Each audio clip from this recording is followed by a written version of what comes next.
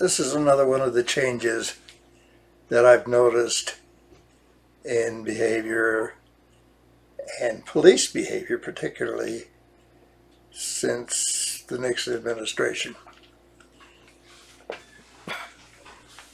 I had a friend, he's deceased now. He was a good friend. He had studied to become a priest, but quit before he took his vows. He went to my law school and was valedictorian of his class and editor of the Law Review. He was a good friend. He was a client, one of the brightest people I knew, and didn't pass the bar exam. He clutched when it came to taking tests. So he never practiced law. But he did other things, like as a consultant to Bose Allen, for instance, and did a few entrepreneurial things, and seemed to survive. But he always rued the fact that he never became a lawyer. I thought it was a loss to the profession. But he seemed to have accommodated it pretty well.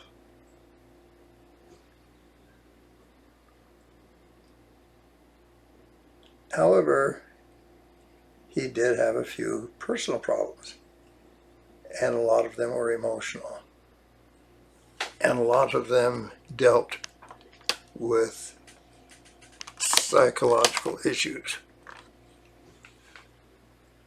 which is probably one reason why he didn't pass the bar exam. One of the issues that he dealt with was clinical depression. And a lot of trial lawyers and lawyers in general suffer from clinical depression. It seems to come with the territory. A lot of us who've been criminal defense lawyers also suffer a little bit from PTSD, post-traumatic stress syndrome. I've had problems along those lines myself, having lost 67 of my clients and friends to premature deaths, many of which have been violent deaths. But anyway, let's get back to my classmate and why it pertains to police reform. One day, he was particularly depressed. He and his wife lived in an apartment in Denver. His wife was a social worker. She had a master's of social work degree and worked for one of the surrounding counties. Since she was trained in dealing with various problems, particularly mental illness, she was probably a good wife for him. At least most of us thought so. One day she called, almost hysterical. What happened is her husband had called. He was depressed and expressed his depression to his wife. She was 20 miles away at work in a different city and was concerned and told her boss that she would like to go home because her husband was showing signs of emotional instability and she was afraid he might hurt himself. Well, the boss, being the bureaucrat that he was, called the Denver police. And after the call, while the call was going on, he went and got her at her office and put her on the line, and they asked a few questions. one of which, were there any weapons in the house? She responded, no, but there was a BB gun in the living room that they had. They used to scare away pesky squirrels and the like. Well, about 10 minutes later, the police show up at his apartment house. It wasn't just a uniformed cop. It was a uniformed cop, a situation vehicle the size of a semi-truck, a trailer, actually, situation trailer, and an armored vehicle that said SWAT, S-W-A-T, in large letters, plus various other police vehicles. They announced that they were there because there was a dangerous situation. A man had a weapon inside one of the apartments, and they were there to protect the citizenry. Well, the guy was on the phone at that time with his wife, both of whom were shocked at the police response. Now, everybody in the neighborhood knew that the police had been called to this particular apartment because there was a problem with this particular resident.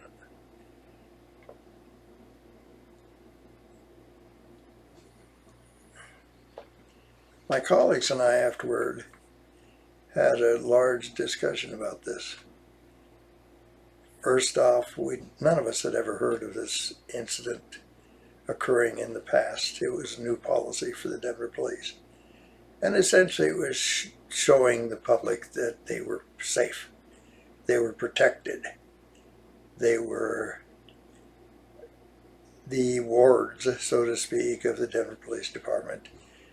And they were going to be protected no matter what, from all enemies, foreign and domestic, etc., etc., etc.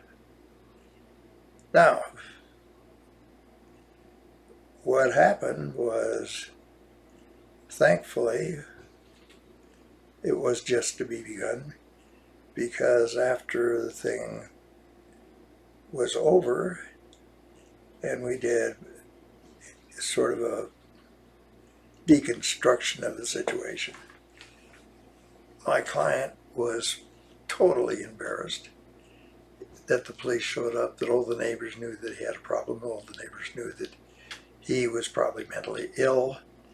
And back in the 60s and 70s when this was going on, there was quite a stigma attached to mental illness, and he felt that stigma, he felt ostracized. And as a result of the action or reaction of the Denver police, felt he had to move.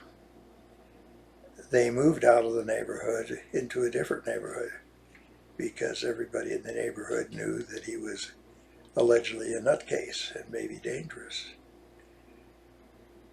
Now, this is when the government started selling surplus military equipment to the police.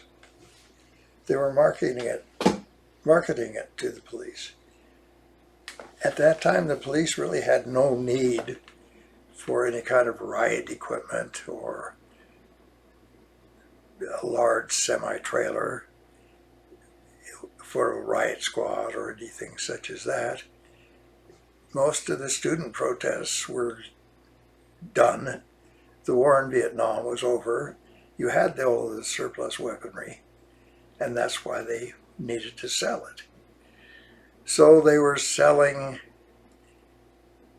situation equipment, riot situation, combat situation equipment to the police based on the fact that they might need it in case there are more student riots or black riots or brown riots or workers' riots or whatever. It's good to have this stuff, and it's good to have it on site just in case you might need it. And it's good to drag it out any opportunity you have to show the public that they are safe. And this is one of the sales devices or sales spiel that they used to sell the equipment. Show that your neighborhoods are safe. Show that the police are there. The police are there as their protectors. So that was a change, a radical change in the messaging of the police. It was a radical change in the perceived function of the police. So rather than the police going to help this poor bastard who was thinking of committing suicide, they essentially arrived with all the equipment to shoot him just in case he missed. So they were going to aid in his suicide, or at least that's the perception that the suicide victim figured. If I don't kill myself, well, maybe they will. They'll do it for me or whatever. But that's when policy started to change. The policy wasn't to help, but the policy was, let's put on a display to show the public that we're protecting them. And we need to show the public that we're the boss, not them. Another example is a simple example. It used to be you could drive down the freeway and they would put up little partitions that you couldn't see if there was an accident or something, and it wouldn't impede the traffic, and it would stop the onlookers from slowing down, seeing what happens, stop the looky-loos, for instance. Well, now if there is an accident on a freeway, they'll block off lanes, you'll have a lot of cars there, an ambulance maybe, a fire truck maybe, and traffic is slowed down sometimes for hours while they allegedly investigate the crash. They don't really investigate. They're there so that you have an awareness of police presence. And you see that they're using the equipment that they're spending millions of dollars for, and it's for our benefit to make sure we are safe. And in fact, if there's somebody that has a gun in the neighborhood, they've got the equipment now, they call up everybody in the neighborhood and say, stay inside, there's a gunman. You know, the gunman might be 10 miles away, I don't know. Anyway, I think it's somewhat ridiculous.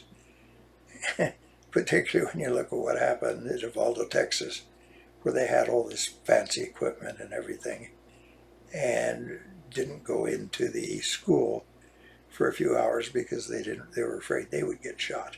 So what good is it if you're going to equip people with all this fancy gear and you have cowards wearing it?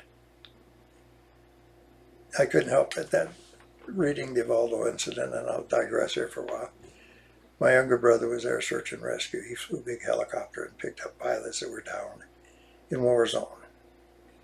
I've got one picture on my library where he comes back and he stands next to a bullet hole with a big smirk on his face. He just dodged a bullet. Dodging bullets earned him 2 distinguished flying crosses, by the way. I'm thinking, what happened to the downed pilots if he waited for the fire to stop or whatever? It's amazing.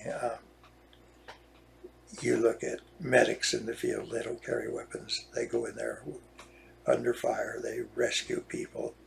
Some of them get killed doing so. But you have a whole bunch of policemen out there that buy equipment supplied by the military, and they're changed in their way of viewing things, because what they're doing is they're protecting the public from an enemy, not helping the public. So they view any problem as an enemy, and they treat it as such.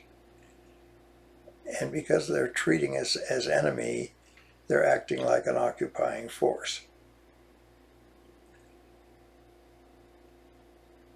And this is why we can't have valid and effective police reform, Because as long as the police view their job as protecting people from an enemy, that's going to be the underlying premise, and that's going to be the way they see themselves. And that's going to be their construction of reality, whether it's true or not. It's like the adage, if the only weapon you have is a hammer, everything looks like a nail. So instead of a person threatening suicide getting a counselor, he can look out his window and see a big military presence, red lights going, etc. He can see heavily armed people in a SWAT squad ready to shoot him if he makes any kind of move they don't understand. And no counselors, no mediators, nobody to say, hey, Joe, why are you thinking of killing yourself? And are you thinking of just killing yourself, or are you going to take a few people with you? Or what? What's the situation here? What's going on? Tell me about it. Tell me your problem. See if maybe we can help you. The problem with that approach is you can't sell extra military equipment to that type of audience. The customer base needs to be convinced that they need weapons for protection, either of themselves or for others. And they're going to respond that way. And they have to respond in a way that they get public support. Very few people would ridicule police for surrounding a suicide or a suicidal person threatening suicide with a BB gun. Those of us that were trial lawyers in the courthouse laughed. We thought it was kind of funny, but we wouldn't dare laugh in public, or we wouldn't dare laugh in front of TV cameras. We just really laughed at the police and how stupid they were. Most of us comment on the fact that they had to make that kind of demonstration in order to justify arming the police to the teeth and justify their alleged mission of protecting the citizenry, because their police car said to serve and protect. They forget about serve. They just want to protect. And the tragic example, or the tragic consequence of all this, is from somebody who studied undergraduate and graduate criminology years ago. And why I view myself as a dinosaur today is all the data is to the contrary. We don't need this type of policing. Europe doesn't need this type of policing. We're the only country in the world that policy isn't based on fact, but upon propaganda, or is based upon public relations. Back in I think it was probably 65 or so, there was a study done by a professor at Northwest University, criminology professor, about repeat offenders, whether or not offenders repeat and what the factors were that caused them to repeat. And he found that the biggest significant deterrence to repeat criminals is whether in fact they had been arrested promptly after committing the crime. So if you've got a shoplifter and you arrest him within an hour or two, he probably isn't going to be a shoplifter again. If you wait for a year or two, he'll probably in the meantime think he got away with it, and then he'll get arrested for something else, and won't correlate the two. So instead of arresting somebody and saying you're going to protect society by keeping him there and having a de facto repeal of the right to bond, we should have a policy that we should investigate and respond and arrest somebody as quickly as possible, which would stop recidivism rather than waiting for a few years till we catch them, or gathering a bunch of data saying eventually we'll get them, and using the fear tactic to essentially enhance or enforce compliance. So, we need reform at a very basic level if we're going to have police reform. First off, we have to indoctrinate the police that their job isn't to control everything and everybody. Their job is to be of assistance. So if somebody is wounded or run over by a car and laying in the street, their job is to help that person. Call an ambulance, not interrogate them to see if they can go out and arrest somebody for hit and run or something like that. The first priority should be to the citizen. Once the citizen is safe, once the citizen is taken care of, once the citizen is receiving treatment, you have helped the citizen, then you go look for the causation. The other thing is, on one side, they bring out the SWAT squad, they bring out all the whistles and sirens and flashing red lights to show that there's a police presence, which in a crime area is a good thing. It's good to show a police presence. But what happens most of the time? Boulder, for instance, has police cars that are disguised. They're incognito. You have to get right up next to them to see that they're a police car. So there's really no police presence that is noticeable to the public. What you've got is a bunch of stealth vehicles waiting for some poor son of a bitch to speed a little bit or to improperly pass or whatever, so that you can have revenue generating behavior by the police to pay for their toys. So you get SWAT squads, vehicles, Army personnel carriers marked clearly as SWAT squad, special weapons and tactics, and you display them as much as possible to show the public that if there's any enemies out there, they're protected. And you can rely on your police to be there for you. Then you disguise the rest of your vehicles so you can entrap and get money by shaking down motorists. To me, it makes no sense. I remember as a municipal judge, I was taught and repeatedly told by the local police that their job was to write tickets in order to increase the wealth of the town, and that all of their equipment came from the police budget. And if I didn't find enough people guilty, they couldn't have their toys. And the pressure was enough against me to get me fired because I wasn't generating enough revenue. This was in the 60s. Because in the 60s, things changed. Police changed. Attitudes toward the citizen by the police changed. And if we're going to have police reform, we have to get to the basis of the reform or the basis of the problem. And as long as we have young people making decisions that have no idea of the way things were or have no idea the way other generations handled things, we're not going to have adequate police reform.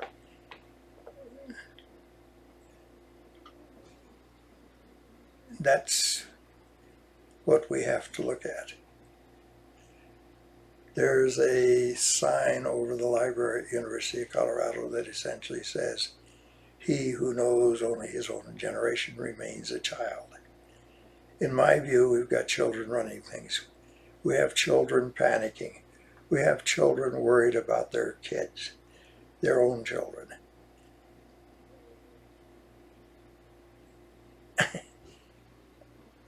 I grew up in the country. I used to go out and play with cattle when I was a young kid. a grade school kid. We live on a park in Boulder, and my children won't allow their children to go play in the park without one of them being there. They're referred to by my generation as helicopter parents. And there's no real threat, but we treat things as though they were a threat. We hear things like, it's different now. Times have changed. That's bullshit. They haven't changed that much. The perception of fear, the perception of danger is what changed. And that's what we got to fight. And as long as we think poor people especially, who just happen to be minorities, poor people are the enemy and they should be feared, and we should lock them out of our gated communities and don't associate with them, don't respect them, don't interact with them, treat them as lepers, or like they have coronavirus, I guess, nowadays, you're going to have this problem. The police shouldn't be afraid to go into an area where they're shooting, for instance. That's their jobs. If they don't want to do this, then turn in their damn badges and let citizens out there who want to help people, like my younger brother did, put them in position.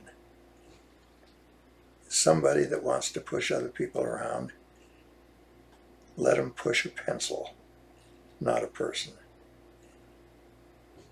And let's not have a bunch of maniacal, paranoid people running around with guns and badges, looking at the citizens as the enemy, rather than some unfortunates that they should help when and if they can. So I'd like to hear from all of you to see what you think of this idea and call for change. Thank you for watching.